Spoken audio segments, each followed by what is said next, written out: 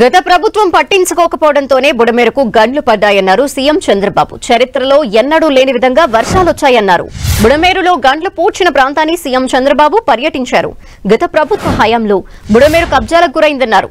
బుడమేరు కట్టడి బలోపేతం చేస్తున్నామని తెలిపారు. ప్రకాశం బ్యారేజీపై వైసీపీ నేతలు ఇష్టమొచ్చినట్టు మాట్లాడుతున్నారని ఆరోపించారు చంద్రబాబు. మనం ముందుకు పోలేమని చెప్పాం. ఈ రెండు మార్గాలని చెప్పి ఎప్పటికప్పుడు పనిచేశాం. కిందనంతా కూడా వీళ్ళు చేసిన దుర్మార్గమైన కార్యక్రమం. బుడమేరు మొత్తం కబ్జాలు చేశారు, అక్రమ కట్టడాలు కట్టారు, రిజిస్ట్రేషన్ చేసుకున్నారు. తద్వారా నీళ్లు పోలేని పరిస్థితి వచ్చింది.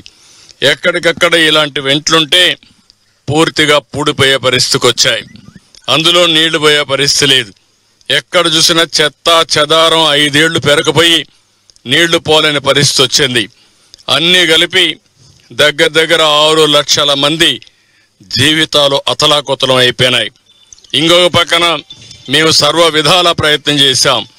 ప్రతి ఒక్క ఇంటికి ఆహార పొట్లాలు పంపించాలని. ఒక రోజున 10 లక్షల మందికి ఆహార పొట్లాలు పంపించి ఎన్నైనా పర్వాలేదు చేర్చమన్నాం. బోట్లు తెప్పించాం, ఎన్డీఆర్ఎఫ్ను పెట్టాం, హెలికాప్టర్లు తెప్పించాం. ఆహార పొట్లాలు ఎక్కడికక్కడ హెలికాప్టర్ల ద్వారా సరఫరా చేశాం. డ్రోన్స్ పెట్టుకున్నాం. డ్రోన్స్ ద్వారా ఎక్కడికక్కడ బిల్డింగ్ల పైన ఉంటే ఆహారం పంపించే పరిస్థితికి వచ్చాం. ఎన్ని ప్రయత్నాలు చేసినా చివరి నుండే వ్యక్తులకి మేము సరిగా అందించలేకపోయాం.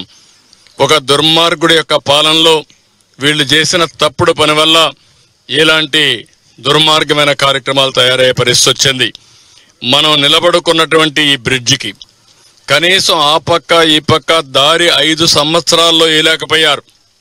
కనీసం ఒక దారి కూడా ఏర్పాటు చేయలేని వీళ్ళు ఈ రాష్ట్రాన్ని ఏ విధంగా అభివృద్ధి చేశారో మనం గుర్తుపెట్టుకోవాల్సిన అవసరం ఉంది.